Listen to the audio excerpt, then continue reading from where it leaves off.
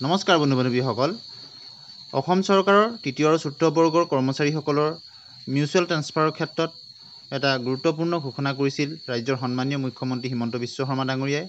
আৰু সেই ঘোষণাৰ পৰিপ্ৰেক্ষিততে আজি এখন জাননী প্ৰকাশ পাইছে আৰু জাননীখন প্ৰকাশ পাইছে government of Assam general administrative department Dispur গুৱাহাটীৰ ফালৰ পৰা আৰু আহিছে from the commissioner and secretary to the government of Assam general administrative department আৰু আহিছে সকলো আহিছে to senior most ছেক্ৰেটাৰিজ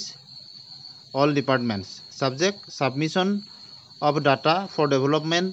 of an transfer portal for facilitating mutual transfer between the employees of the state government of Assam. গতিকে এই মূল কথাখিনি মই কৈ দিছোঁ যে কিছুদিনৰ আগতে অসমৰ সন্মানীয় মুখ্যমন্ত্ৰী হিমন্ত বিশ্ব শৰ্মা ডাঙৰীয়াই ৰাজ্যৰ যি তৃতীয় আৰু চতুৰ্থ বৰ্গৰ কৰ্মচাৰীসকলৰ মাজত যি মিউচুৱেল ট্ৰান্সফাৰৰ কথা ঘোষণা কৰিছিলে আৰু সেই ট্ৰান্সফাৰটো 2 অক্টোবৰৰ পৰা হ'ব বুলি তেখেতে ঘোষণা কৰিছিলে আৰু সেই সম্পৰ্কতে সকলো ডিপাৰ্টমেণ্টৰ এমপ্লয়িজসকলৰ 25 তাৰিখৰ ভিতৰত 25 ছেপ্টেম্বৰৰ ভিতৰত তথ্য পঠিয়াবলৈ এটা ফৰ্মেট দি দিয়া হৈছে এক্সেল ফৰ্মেট তাত সকলোখিনি তথ্য দিব লাগিব আৰু 2 অক্টোবৰৰ পৰা এই যি তৃতীয় আৰু চতুৰ্থ বৰ্গৰ কৰ্মচাৰীসকলৰ মিউচুৱেল ট্ৰান্সফাৰৰ পৰ্টেল লাইভ হ'ব। গতিকে এটা খুব গুৰুত্বপূৰ্ণ তথা ভাল খবৰ এক আদৰণীয় পদক্ষেপ বুলি আমি ক'ব লাগিব সেই সম্পৰ্কতে অফিচিয়েল লেটাৰখনৰ মই মূল কথাখিনি কৈ দিছোঁ আৰু সকলো ডিপাৰ্টমেণ্টৰ পৰা এইখিনি বিচৰা হৈছে তৃতীয় আৰু চতুৰ্থ বৰ্গৰ বিশেষতঃ কৰ্মচাৰীসকলৰ যি মিউচুৱেল ট্ৰান্সফাৰৰ কথা ঘোষণা কৰিছিলে সেই সম্পৰ্কতে এইখন গতিকে অৱশেষত এটা ভাল খবৰ আহিলে আপোনালোকে নিশ্চয় দেখিছে therefore you are requested to submit the data as per the excel sheet enclosed herewith ইয়াৰ লগত এটা এক্সেল শ্বীট দি দিয়া হৈছে বাই 25 ছেপ্টেম্বৰ 2024 25 ছেপ্টেম্বৰৰ ভিতৰত দিব লাগিব। The matter may be treat as most urgent বুলি মষ্ট আৰ্জেণ্ট হিচাপে বিবেচনা কৰা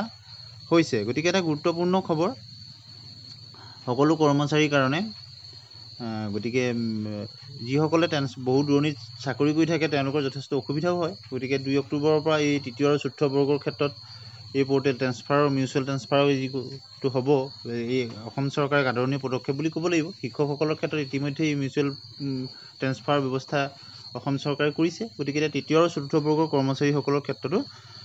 এই ব্যৱস্থাটো যে কৰিছে এই সকলো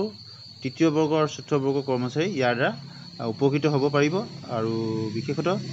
অসম চৰকাৰৰ এই যিটো পদক্ষেপ সকলোৱে একমুখে শলাগিছে আৰু প্ৰকৃততে কৰ্মচাৰীসকল বিশেষ তৃতীয় আৰু চতুৰ্থ বৰ্গৰ কৰ্মচাৰীসকল তেওঁলোক যথেষ্ট ইয়াৰ দ্বাৰা উপকৃত হ'ব পাৰিব আৰু সেই সম্পৰ্কতে আজি এই যি নিৰ্দেশনাটো ইয়াৰ ফৰ্মেটত বিচৰা হৈছে সকলোখিনি তথ্য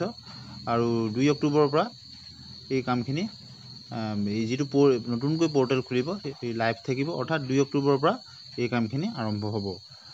গতিকে আজি মূলতঃ এই কথাখিনি লৈ আপোনালোকলৈ আগবঢ়াই দিলোঁ। গতিকে এটা ভাল খবৰ বুলিয়ে ক'ব লাগিব ৰাজ্যৰ কৰ্মচাৰীসকলৰ কাৰণে বিশেষকৈ তৃতীয় আৰু চতুৰ্থ বৰ্গৰ কৰ্মচাৰীসকলৰ কাৰণে অত্যন্ত এটা ভাল খবৰ আৰু খবৰটো আপোনালোকৰ লগত শ্বেয়াৰ কৰিলোঁ আৰু এনেধৰণৰ শিক্ষামূলক বা এনেধৰণৰ